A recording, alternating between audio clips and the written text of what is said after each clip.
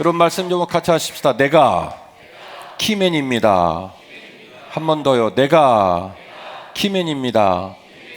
제가 키맨이라는 제목으로 설교를 한 적이 있습니다. 안디옥 교회 담임 목사님이셨던 바나바 키맨 역할을 함께 나눌 적이 있는데요. 자, 오늘 어떤 의미로 내가 키맨이라고 하는지 한번 말씀을 묵상하시면서 오늘 이 아침에도 우리가 하나님의 말씀 앞에 좀 깨어있고 또 반응하는 소중한 시간 되었으면 좋겠습니다. 복음에는 반드시 복음의 전달자가 있습니다. 여러분, 복음이 가스펠입니다. 복된 소식이에요. 복된 소리. 그러면 누군가가 복된 소식을 만들었습니다. 누군가가 복된 소리를 바랍니다. 그러면 그 복된 소식을 전하는 사람이 복된 소식만 만들겠습니까? 그 복된 소식을 전달하는 전달자를 같이 만들겠습니까? 같이 만들겠죠. 복된 소식은 복된 소식이 전달이 되어야 목적을 이루는 거예요. 복된 소식을 만든 사람은 반드시 복된 소식을 전달한 전달자를 같이 세팅을 합니다. 왜냐하면 이 소식이 복된 소식이기 때문에 이 복된 소식을 전달해서 대상자에게 전달할 전달자를 만들고 완성을 짓는 거지 반쪽짜리로 복된 소식만 만들지는 않더라는 것이죠. 요한복음 3장 16절 말씀은 이 원리를 다음과 같이 말하고 있습니다. 하나님이 세상을 이처럼 사랑하사 독생자를 주셨으니 이는 그를 믿는 자마다 멸망하지 않고 영생을 얻게 하려 하심이라. 이게 뭐냐면 복된 소식, 가스펠입니다. 하나님께서 세상을 사랑하셔서 독생자를 주시고 그 독생자로 말미암아 세상에 멸망하지 않도록 세상에 있는 사람들이 그 독생자의 통로를 통해 살 수 있도록 하기 위해서 컨텐츠, 내용, 전달하고자 하는 메시지, 복된 소식을 만들었다는 거예요. 그런데 이어지는 17절 말씀은 이 소식을 이렇게 이어서 말하고 있습니다. 하나님이 그 아들을 세상에 어떻게 했다고요? 세상에 보내신 것은 세상을 심판하려 하심이 아니요 그로 말미암아 세상이 구원을 받게 하려 하심이라. 자, 뭡니까?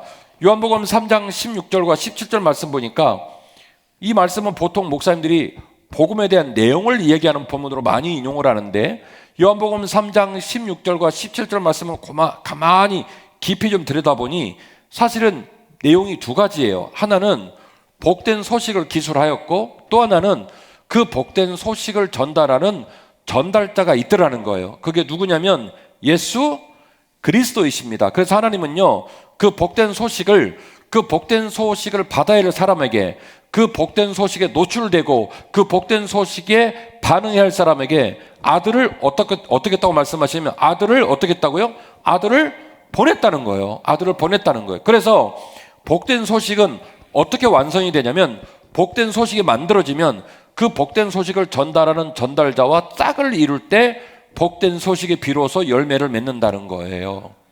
이게 원리예요.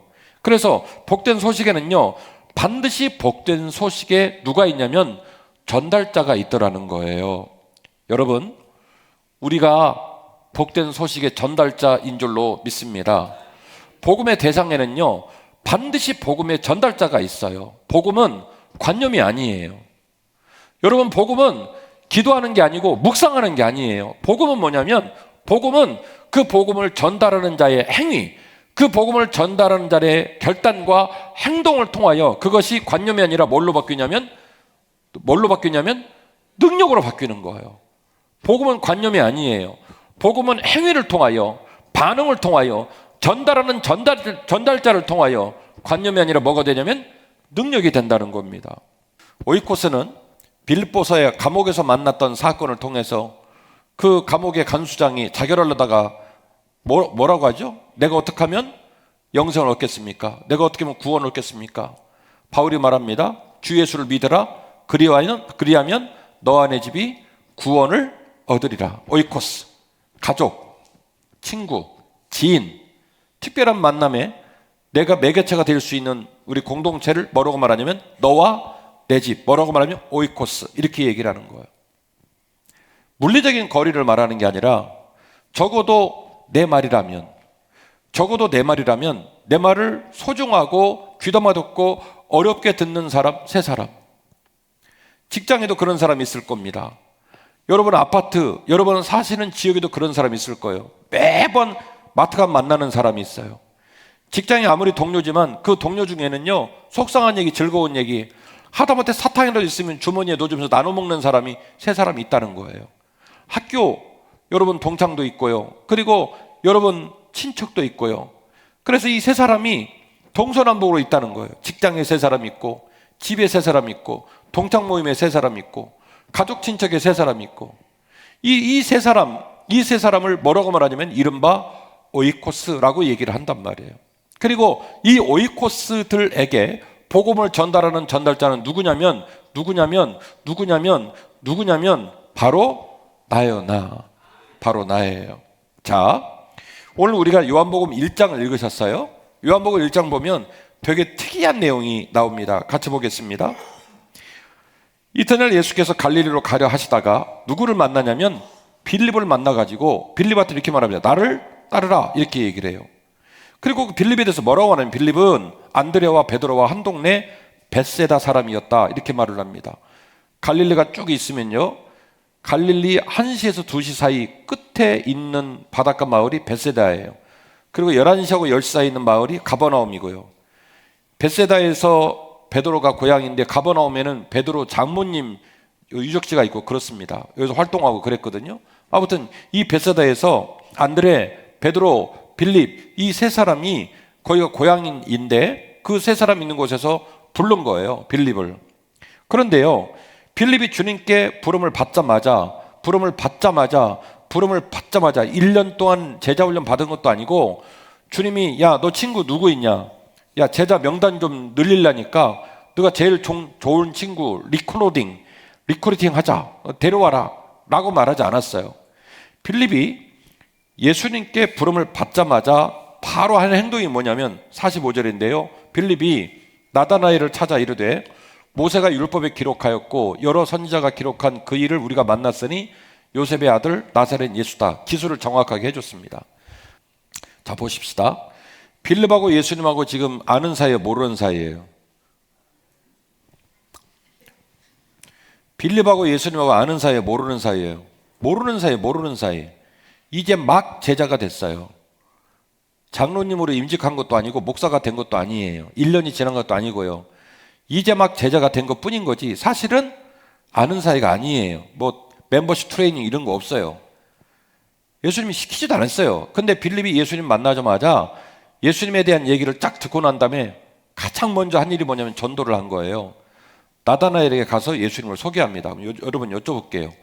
나다나엘하고 빌립은 친한 사이일까요? 대면대면한 사이일까요? 네, 추정을 해보자고요. 과연 나다나엘하고 빌립은 어떤 사이일까요? 몹시도 친한 사이로 여겨집니다. 그리고 그 친한 사이인 빌립은요, 나다나엘이 항상 뭐하고 있는지를 봤어요.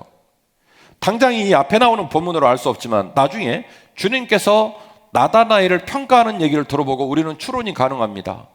네가 무화과나무 아래 있을 때 내가 너를 봤다. 물론 거기서 공기놀이를 한다든지 낮잠을 잘 수도 있겠으나 신학자들은 그 나다나엘의 행위를 어떻게 해석하냐면 나라와 민족을 위하여 다가올 메시아를 위하여 날마다 기도하는 모습이었을 거라고 추정을 합니다. 왜요? 예수님이 그 모습을 미리 보았고 칭찬하셨기 때문에. 나다나엘에게는 부정한 것이 없다. 나다나엘은 거룩한 사람이라고 평가해 주니까 나다나엘이 무화과나무 아래에서 무슨 행위를 했는지를 얼마든지 유추가 가능하다는 거죠. 자, 그 모습을 누가 알고 있습니까? 그 모습을 누가 알고 있어요? 오늘 참 설교 어렵네요. 평상시에 나다나엘은 항상 나라와 민족을 위해 기도하고 다가올 메시아를 만나기 위해 애달파하고 그것 때문에 슬퍼하고 간절하고 어디 골프 치러 가자는데 꼭 거기 가서 기도하고 축구 차자는데 꼭 축구는 차는 게 아니라 축구를 하러 가는데 꼭 거기서 기도하고 아구탕 먹으러 가는데 꼭 거기 가서 기도하고 이거를 맨날 빌립이 봤어요. 그러니까 그가 기도하고 있다는 것, 그가 안타까워한다는 걸 누가 아냐면 누가 알고 있는 거예요? 빌립이 알고 있는 거예요. 김진호 목사가 아는 게 아니라 이상용 자님이 아는 게 아니라 누가 알고 있냐면 그 비밀스러운 얘기, 그 깊은 이야기, 그 개인적인 이야기, 그 안에 있는 눈물을 아는 사람은 가장 가까운 오이코스가 아니면은 몰라요. 그 오이코스가 누구냐면 빌립이에요. 그걸 누가 알고 있냐면 빌립이 알고 있는 거예요. 그런데 정작 나다나엘을 먼저 만나야 될 상황인데 누구를 먼저 만나냐면 빌립을 먼저 만난 거예요. 빌립이 생각해 보니까 나보다는 누가 급하다. 나보다는 누가 급하다. 내 친구 나다나엘이 급하다고 판단한 거예요.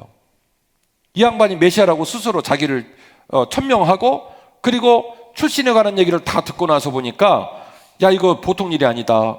내 친구가 그렇게 바라던 메시아가 이분이시구나 하여 오이코스인 빌립은 생각합니다.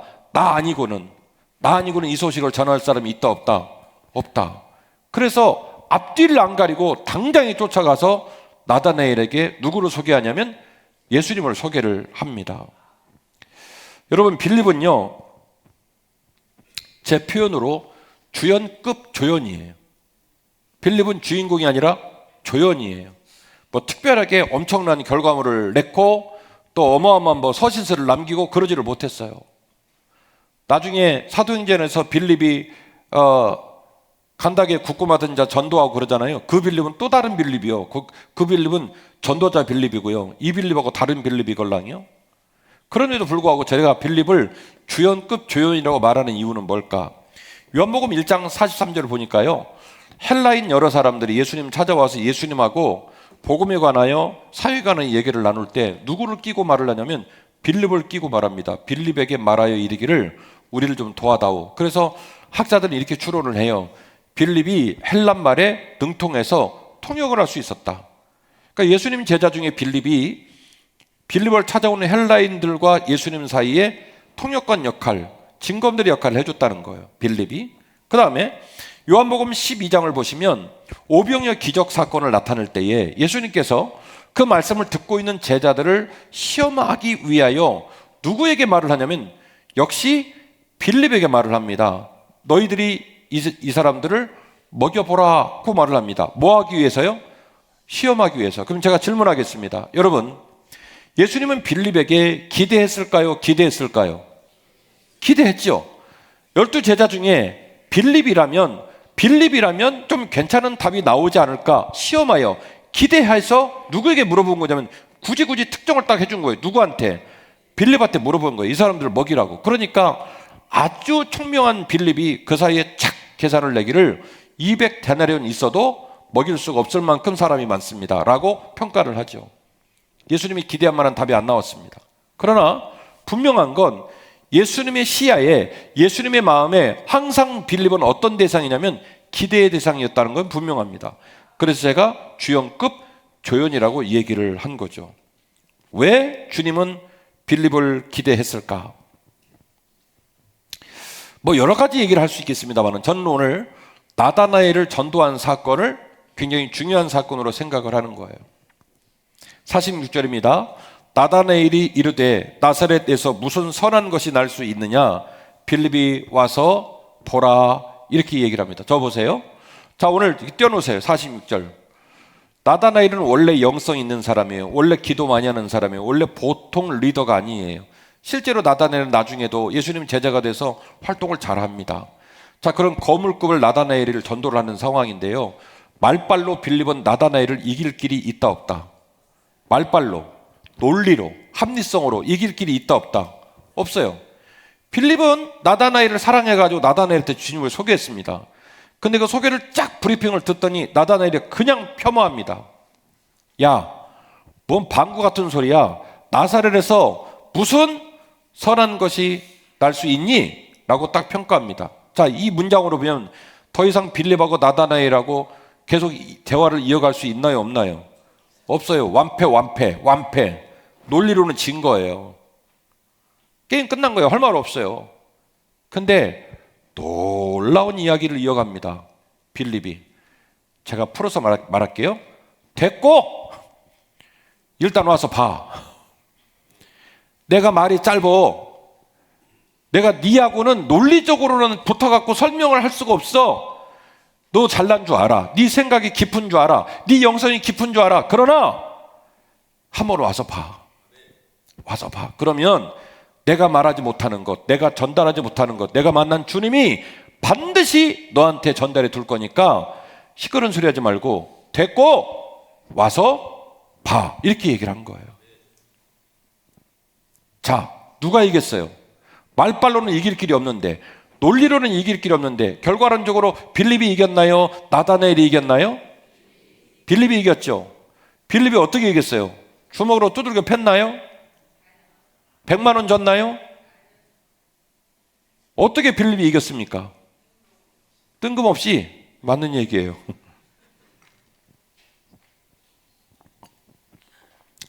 답이 어려운 건 제가 답을 해줘야 돼요. 질문하고도 여러분이 답이 어려우니까.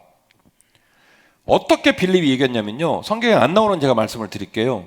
빌립이 신뢰로 나다나엘을 이긴 거예요.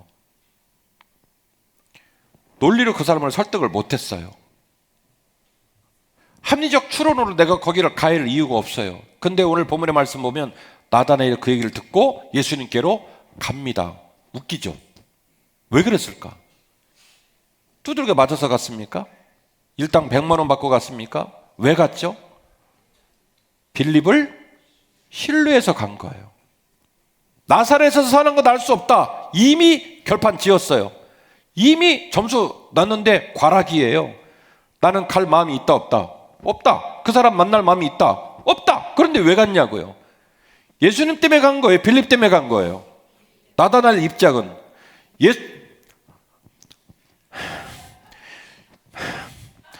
예수님 때문에 간 거예요? 빌립 때문에 간 거예요? 죄송합니다만은 여러분이 대답을 못하는 건 빌립하고 예수님하고 비교나 됩니까? 급이 다른데? 근데 담임 목사가 자꾸 이상한 질문하니까 지금 스트레스를 받고 계신 거예요. 하지만 오늘 본문의 시점만 갖고 얘기하면 죄송합니다만은 예수님 때문에 간 게 아니라 누구 때문에 간 거냐면 빌립 때문에 간 거예요. 내 친구 빌립 때문에. 왜요? 빌립은 그동안 나랑 고생 개고생 같이 다 했거든요. 우리 집 이사 갈 때 이삿짐 다 날라주고요. 내가 코로나 걸려서 죽을 뻔했을 때 날마다 본죽 사다가 문고리 걸어준 친구거든요. 다른 사람 말은 안 들어도 내 친구 말은 내가 함부로 여기면 안 되거든요. 그게 누구냐면 오이코스예요. 그 사람 말은 들어요. 여러분 전도하라면 뭐라고 합니까? 목사님 전도가 안 돼요. 세상 사람이 기독교를 개독교라고 그런다요. 하나님 교회가 맨날 돈 뜯어서 안 간대요. 여러분 제가 돈 떴습니까? 제가 우리 교회가 건강한 교회 돼된다고 행복한 교회다고 그렇게 외치면서 여러분 때로는 여러분 종아리에 회초리 되고 여러분 듣기 어려운 설교하면 저는 하루 종일 밥을 못 먹어요. 여기가 채워가지고 그렇게 여러분 이끌고 격려하면서 여기까지 왔잖아요. 건강한 교회 만들려고. 여러분이 이 교회 와보면 여러분이 전도할 사람이 와서 실망할 것 같습니까? 한빛교회 담임 목사를 보고 실망할 것 같습니까? 어제도 결혼식 마쳤는데 생판 처음 보는 중년이 저한테 와서 당신 딸이 결혼해야 되는데 주례를 서달라는 거예요. 그래서 제가 그러시냐고 나중에 생각이 안 바뀌면 와서 얘기하시라고 그랬어요. 당신이 지금까지 결혼식을 많이 다녀봤는데 이런 결혼식은 처음이라는 거예요. 어제 결혼식 하는데 남자 하객들이 훌쩍훌쩍 울었어요. 옆에 부인들이 툭툭 치면서 왜 이래 좋은 날.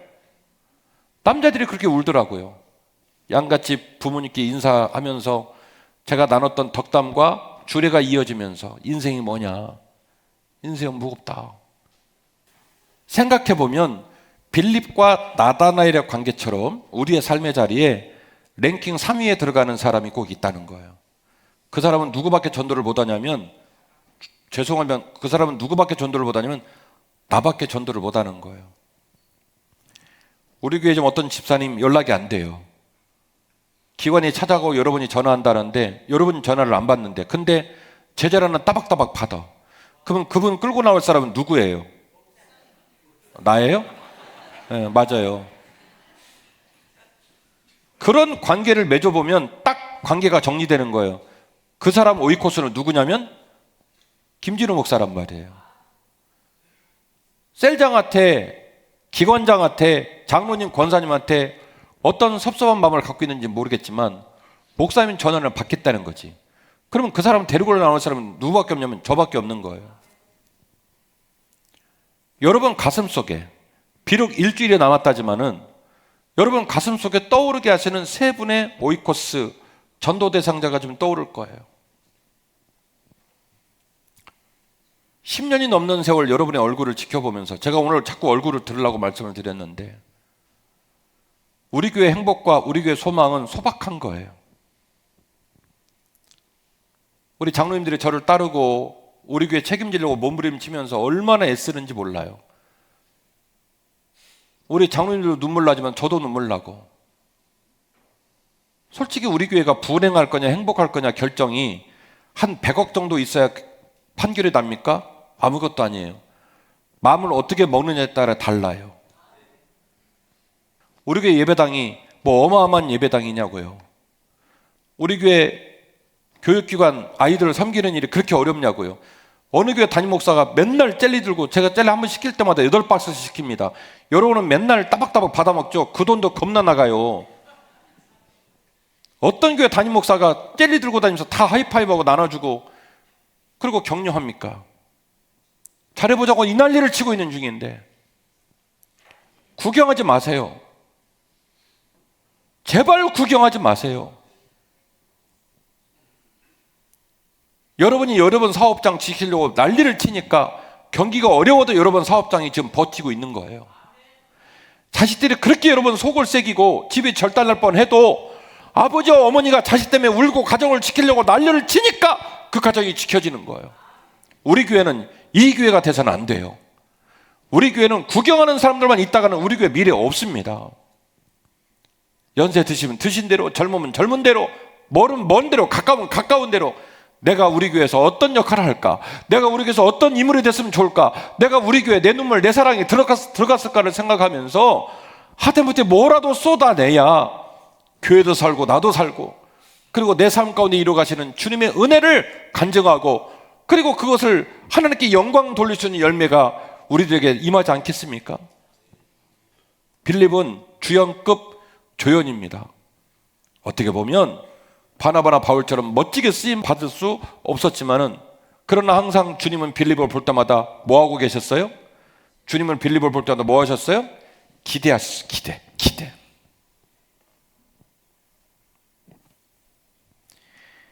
불신자들의 적대감, 개독교, 불신감, 무시가 생기고 지금의 복음 전하는 일이 어렵다고 아무리 말을 해도 절대로 막히지 않는 강력한 통로가 하나 있는데 바로 오이코스와 나 사이에 연결되어진 신뢰의 문입니다.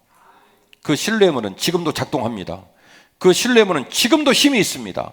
그 신뢰의 문은 지금도 반응하는 줄로 믿습니다. 내 말은 절대로 무시하지 않습니다. 뭐 하기 때문에요? 신뢰하기 때문에. 내 말을 들으면 고민합니다. 뭐 하기 때문에요? 나를 신뢰하기 때문에. 여러분 그런데 왜 전도하지 않습니까? 생판 모르는 사람을 전도하라는 얘기 아니잖아요. 누굴 데려오라고요? 오이코스, 너와 내 집이 구원을 얻으리라. 내 말이라면 어렵게 듣는 사람은 나 말고는 전도할 사람이 없다니까요. 그 사람은 지금도 열린다니까요. 뭐 해서요? 나를 신뢰해서. 결론입니다. 기대하며 감사하며 함께 헌신해야 할 줄로 믿습니다. 다음 주는요 2023년 추수감사절이기도 해요. 여러분 여쭤볼게요. 추수의 기쁨을 누리는 사람은 누굽니까? 추수의 기쁨을 누리는 사람은 누구예요? 심고 고생한 농부가 추수의 기쁨을 누리는 거지 안 심고 고생 안 한 인간은 추수의 기쁨이 없는 거예요. 여러분 한 해를 어떻게 사셨어요? 저는 올해도 되게 목회 열심히 했거든요. 저에게 주어진 일에 최선을 다했어요. 교단을 섬기는 일 제가 꼭 해야 한다고 그래서 돈도 안 생기는데 죽으라고 쫓아다니면서 섬겼어요.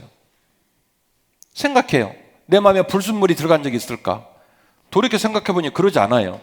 진짜 진실된 마음으로 한 해를 살았어요. 그래서 저는 기대해요.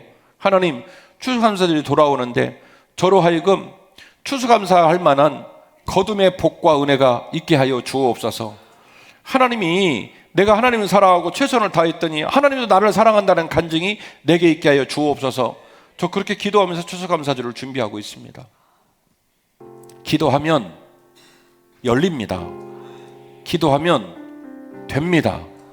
뜻이 있는 곳에 길이 있습니다. 뜻을 정하세요.